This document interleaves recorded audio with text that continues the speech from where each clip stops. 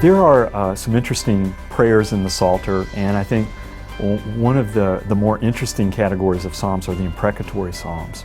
They're basically Psalms where the psalmist is praying for God to bring curses upon their enemy or to judge them in very severe ways. One of them is Psalm 109, probably the most just violent of these prayers. And the psalmist is praying that the Lord would put to death his enemy. He says, may his days be few, may another take his office. And beyond that, he even prays that God would bring a curse on this man's children, his wife, his family, and that this judgment against this man would carry on for generations. There's another imprecatory prayer in Psalm 137 about Babylon, and the psalmist says, O daughter of Babylon, doomed to destruction, happy is he who repays you for what you've done to us, and who takes your infants and dashes them against the rocks. And we read those prayers as Christians and we're like, what are we supposed to do with that? We typically don't have really warm feelings in our devotions if we happen to be reading Psalm 137 that morning. A number of people have looked at these prayers and thought that they're really sub-Christian prayers, or they're prayers that don't belong in the Bible.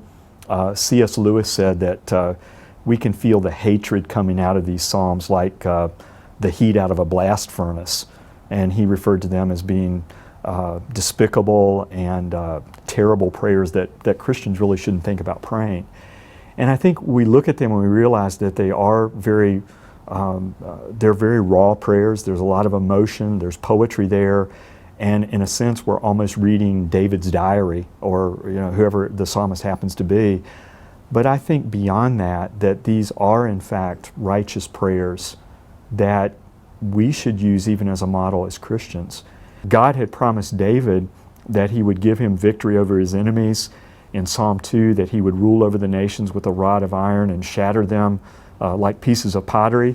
So asking God to destroy these enemies who are the enemies of God, not just David's personal enemies, in my thinking as I read them, they seem to be righteous prayers.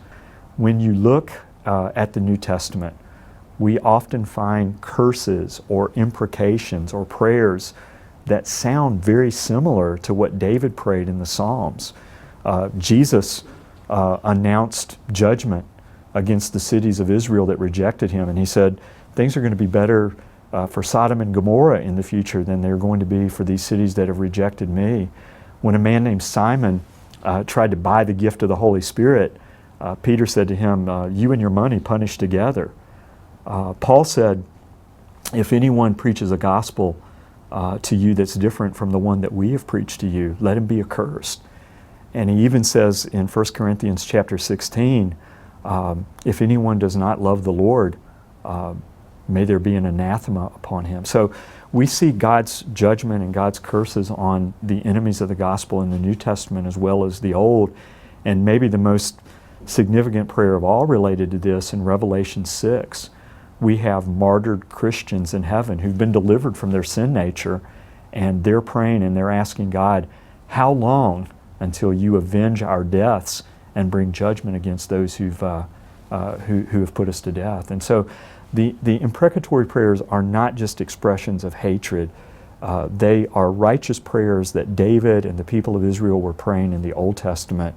And in a sense, as we're waiting for God's kingdom to come, and we're waiting for ultimate righteousness in a very evil world, they're appropriate prayers for us to pray as well.